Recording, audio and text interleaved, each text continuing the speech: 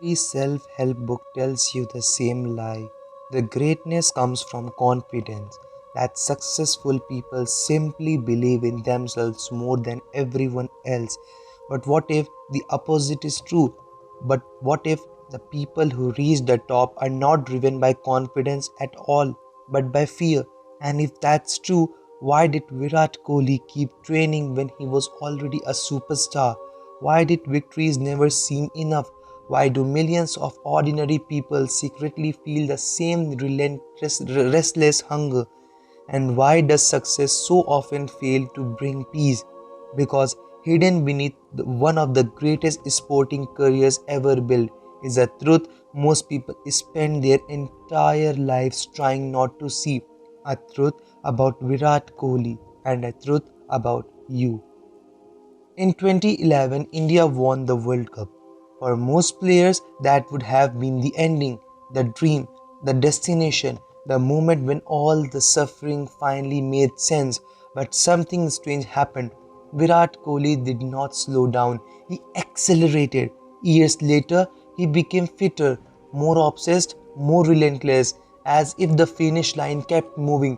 This creates a disturbing question.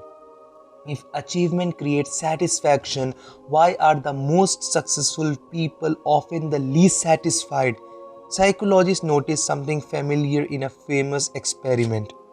People were asked to imagine winning the lottery. Others were asked to imagine becoming permanently disabled.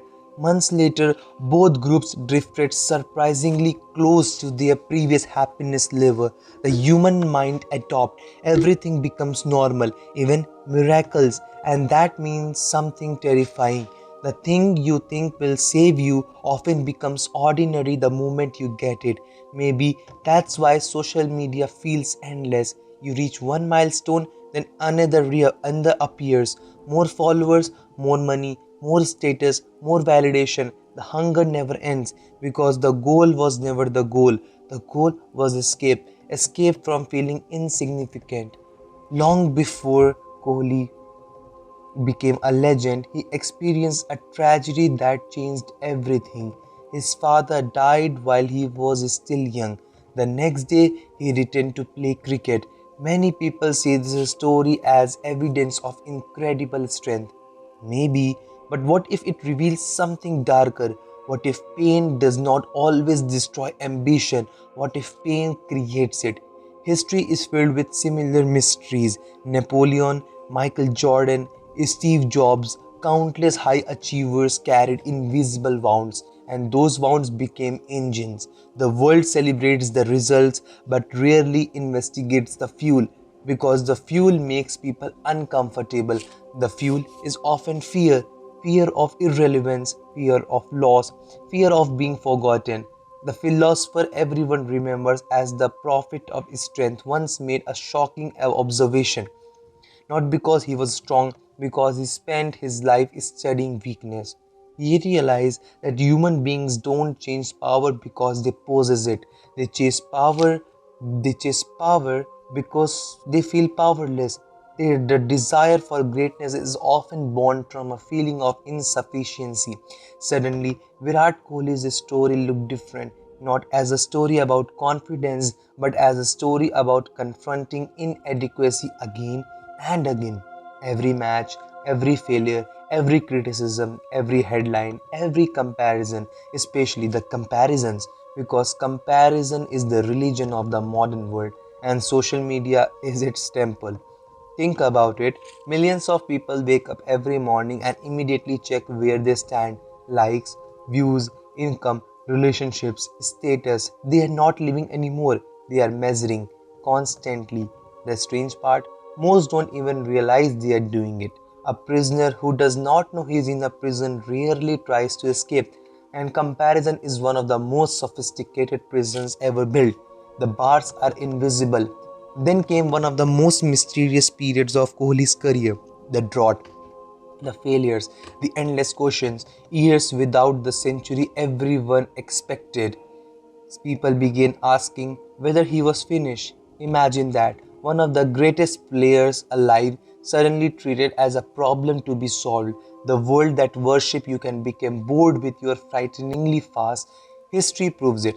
Celebrities forgotten, kings erased, empires vanished, entire civilizations reduced to a paragraph in a textbook. Human beings fear death, but there is something we fear almost as much: being forgotten. Ancient rulers built monuments, modern people build personal brands. Different centuries, same fear. The fear that none of this matters, the fear that we disappear. This is where the mystery deepens, because during Kohli's worst period, something unexpected happened. The obsession started to crack, the desperation softened, the constant chase seems less intense, and strangely, his game began returning. Why? Because there's a paradox hidden inside achievement. The harder you try to prove your worth, the more fragile your worth becomes. When you identify depends on winning, when your identity depends on winning, every loss becomes a threat to your existence. You are no longer playing a game, you are defending a self, and that pressure eventually destroys people. A famous psychological study discovered something bizarre. When people are reminded of their mortality, they become more desperate for status, success, and validation. It's as if the mind believes achievement can protect it from death, but achievement cannot stop time. Virat Kohli cannot stop time. You cannot stop time. Nobody can. And this changes everything, because the real battle was never Kohli versus bowlers. It was Kohli versus critics. It was never Kohli versus records. The real battle was the same battle every human fights, the battle against insignificance. Now go back to the beginning. Remember the question: why did victories never seem enough? Because victories were never the thing being pursued, and maybe your goals are not either. Maybe the promotion is not about money, maybe the relationship is not about love, maybe the followers are not about influence, maybe the self improvement obsession isn't about growth, maybe all of it is an attempt to escape a terrifying possibility that without achievements, without recognition, without applause, you might be nobody. But here's the final twist. Virat Kohli became most dangerous when he stopped trying to prove he was somebody. Because the moment you no longer need victory to validate your existence, victory loses its power over you. And that raises a question far more uncomfortable than anything we have discussed. If the fear of becoming nobody has controlled your choices, your ambitions, your relationships, your entire identity, then when you look in the mirror, who is actually living your life? You or the fear?